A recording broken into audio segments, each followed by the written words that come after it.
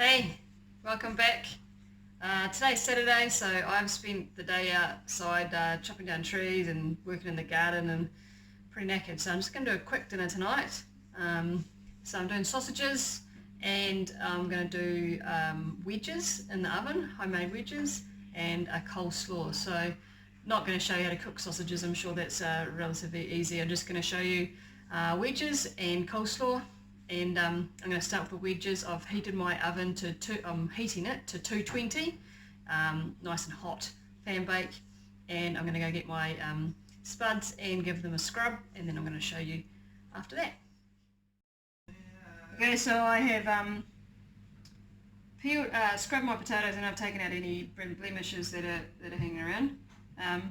These little ones I found in my garden, so I'm going to just chuck them in anyways, just for good measure. Not really wedges, but quite cute. So on a big potato like this, I cut it down lengthways like that, and then I go in on an angle, and then on an angle, and if it's a big one I also then just go straight down the middle, so I end up with wedges like that. So I'm going to go ahead, cut them all up, chuck them into my bowl, and then I'll show what I do next. Okay, so my spuds are all cut up. I'm going to get some coconut oil. Coconut oil is perfect for good roast vegetables or wedges. Should know by now I don't measure anything. Just some coconut oil of some description. Probably a couple of tablespoons. And I'm going to just chuck that in the oven, which is heating up to melt. While that's melting, I'll show it with my wedges. So I normally use all-purpose seasoning, but I haven't got any, so I'm going to use Moroccan. You could just use cumin or paprika or turmeric or anything, garlic and herb salt if you want, whatever. This is a little bit mild, so I'm not going to put too much in because Gabby doesn't like it too hot. And I've got flour here, so I'm going to put 1, 2 and a half, maybe 3 of those in, and I'm going to put some of this in. That's probably enough. It's already got salt in it, this has, I'm pretty sure it does. I'll put a little bit more, don't want too much, but and then I'll just give this a good stir. What the flour does is it soaks up the fact that the potatoes were wet, so I've washed them and peeled them. And basically you want the flour absorbed onto the potatoes. If you've got any left over, that's not too big a deal. It just makes nice crispy, crunchy bits. But you want to get it so that there's none at the bottom. I'm going to keep stirring it. And basically, if your potato looks a bit like this, is that a good one? Kind of, you know how it looks all kind of sticky? That stuff goes yum in the oil and in the heat. So heat is your friend when you're cooking something like this, otherwise it can stick to the bottom. So give that a good stir. If you don't think that most of them are covered, you maybe put in a little bit more flour or a little bit more seasoning if you want to. That's totally up to you. Then I'm going to pull out that tray, and that's got the coconut oil melted, and I'll put it on that. Okay, so the coconut oil is all melted. I'm just going to make sure it covers the whole base. And I'm going to tip this on here, and then I'm going to pedantically turn them all over so that the skin inside is down. The skin doesn't seem to stick as much as a flat surface, which means you lose get it stuck to the bottom of the pan, you lose all your crunch. So I'll do all that, and then I'll show you it before I chuck it in the oven. Forgot to say that I just give it a bit of a stir. All that does is just gives a bit of the coating onto the of oil onto the wedges. I do that, and then I'll tip them over.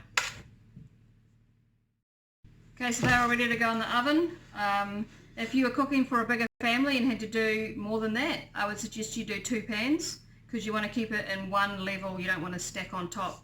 It's not as crunchy. And these are going to go in for about 40 minutes, and I give them a shake and a stir at about 20 minutes, and they cook pretty quick. Okay, I'm going to make my coleslaw. Simple as, it's just pretty much cabbage and carrots. I do use celery often as well, but I don't have any today, so I won't. So it's really just 2 or 3 ingredients, and for us 3 I use about a quarter of a cabbage, or maybe a bit less sometimes, but it's not a big deal to have coleslaw left over in the fridge. I reckon it actually sometimes tastes better the second day around anyways, so it doesn't matter if you make extra. Try not to cut myself here. There we go. So the thing about this vegetable is that it keeps in the fridge for ages.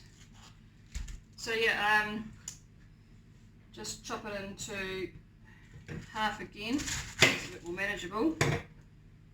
And then I bring out my trusty mandolin that I used for the potato bake. And I just use the mandolin to go straight into the bowl like that. Gives it a nice, even and very thin cut. So I'll do all that and then I'll get back to you. Okay, so my cabbage is all cut up nicely. Didn't take very long at all. And this is a tip that my friend in Ukraine gave me as to how to make it nice. Is you get your hands in there, I've just given them a wash, and you just scrunch. And it bruises the cabbage, and it allows some of that moisture to come out. It makes it not quite so tart or rough. And then the second tip, get that off, is to then get your salt and sprinkle over this is about half a teaspoon of salt, and then just let it sit. So while I'm doing my carrots and getting the rest of my dinner on, I'll just let that sit. I won't, and it'll just, I don't know what it does, something pretty cool. So I'm going to peel my carrots and grate them on the top, and then I'll just leave it. And then just before dinner's ready, I'll add the rest of my stuff and give it a stir. Okay, so just last few things I'm going to add to my coleslaw. I'll put my grated carrot on the top there, a little bit of parsley. I'm going to give it a squirt of lemon. And then this, ow, oh, it stings on my cuts there. This mayonnaise has the least amount of sugar in it in the supermarket, so that's what I use. You could make your own mayonnaise. I've done that a few times before. Maybe I'll show that one. So I just put a couple of spoonfuls in and give it a good stir. And if I need more, then I'll add some more. Okay, so I just pulled my wedges out of the oven. Looking pretty good. Coleslaw's all ready to go. And I'm just going to dish up dinner and I'll show you what it looks like.